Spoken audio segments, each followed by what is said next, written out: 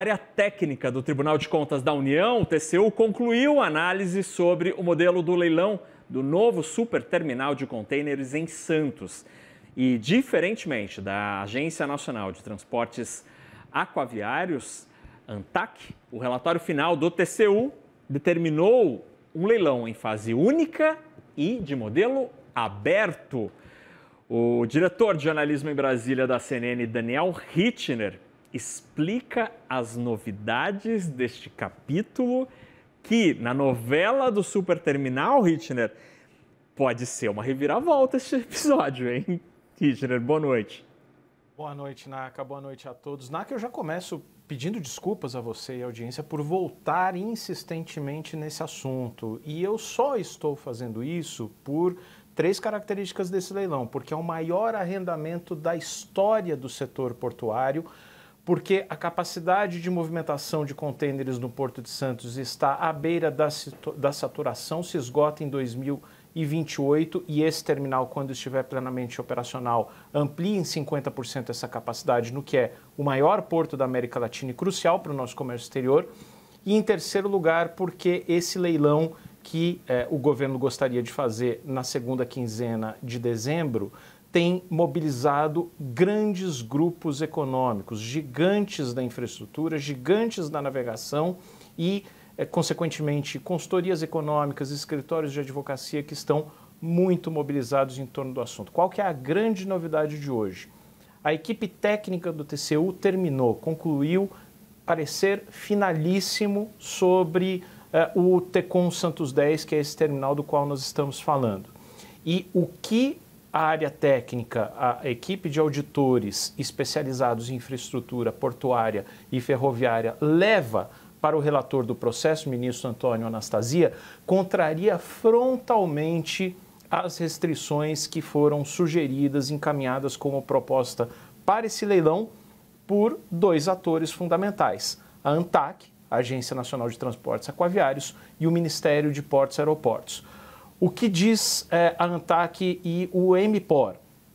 Que o leilão deveria ocorrer em duas fases e com restrições a quem já opera terminais de contêineres no Porto de Santos. Portanto, primeira fase, esses operadores atuais estariam banidos do leilão, e na segunda fase, caso não apareça nenhuma oferta na primeira fase, aí sim os incumbentes poderiam bidar, fazer uma proposta, apresentar uma oferta, mas caso arrematem a concessão, teriam que se desfazer dos seus atuais terminais, dos seus atuais ativos, para assumir o contrato.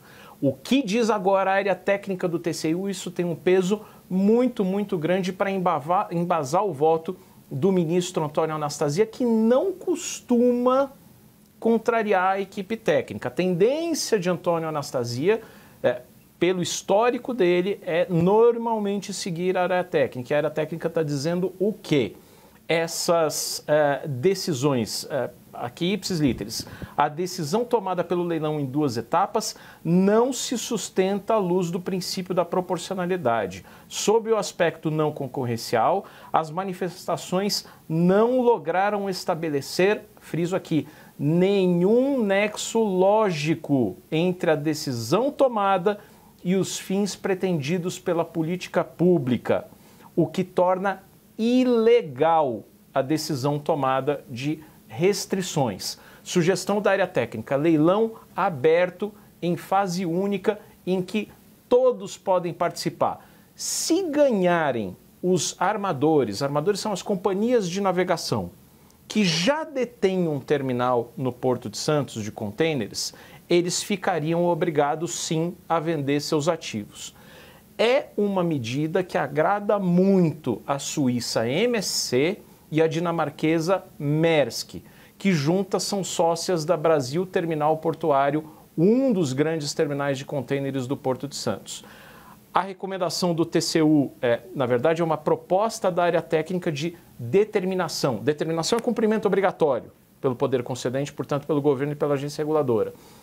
A proposta da área técnica é que o CAD coloque remédios concorrenciais que não uma restrição de participar, ou que se adote, caso o CAD não diga quais são esses remédios concorrenciais, que se adote a cláusula de desinvestimento. Ou seja, levou o Tecon Santos 10, sai da sociedade atual, o que para a MSC e para a Maersk não é um problema. Quem tende a não gostar dessa recomendação, desculpe, estou insistindo em recomendação, mas na verdade não é essa a palavra, dessa proposta da área técnica do TCU?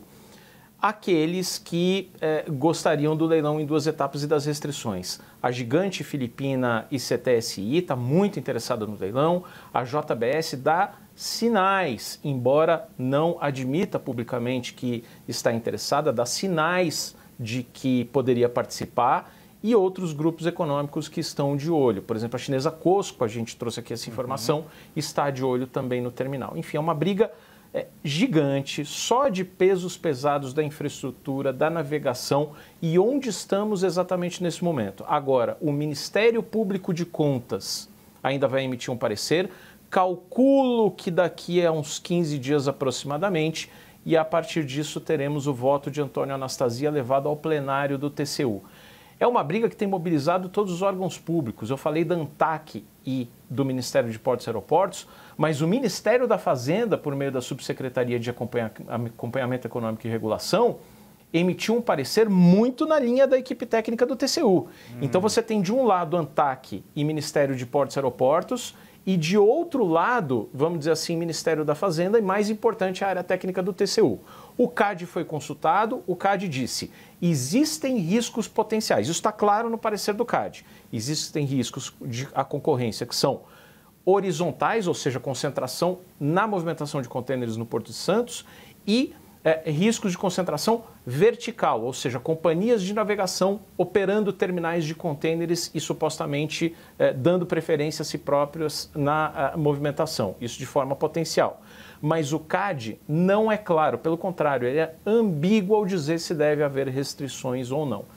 Enfim, é uma briga muito grande, eu, de novo, peço desculpas pela insistência nesse tema e só faço isso, Naka, pela dimensão do que estamos falando. Estamos falando de alguma coisa que vai definir a cara do setor portuário brasileiro pelos próximos 30 anos. Não, Richard, olha, primeiro de tudo, assim, não tem que pedir desculpas de modo algum. Pelo contrário, este moço que está aqui do meu lado, o Daniel Richner, eu já disse isso uma vez, é um dos nomes que mais entende de infraestrutura na imprensa brasileira e que tem trazido aqui na CNN, no Money, na CNN Brasil e no cnnbrasil.com.br a cobertura mais vigilante do que está acontecendo. A imprensa passou décadas reclamando do estado da nossa infraestrutura e agora, um momento definidor para o maior porto da América Latina, é preciso sim que a imprensa acompanhe e que bom ter Daniel Richner na equipe da CNN para que a gente possa entender passo a passo o que está sendo decidido,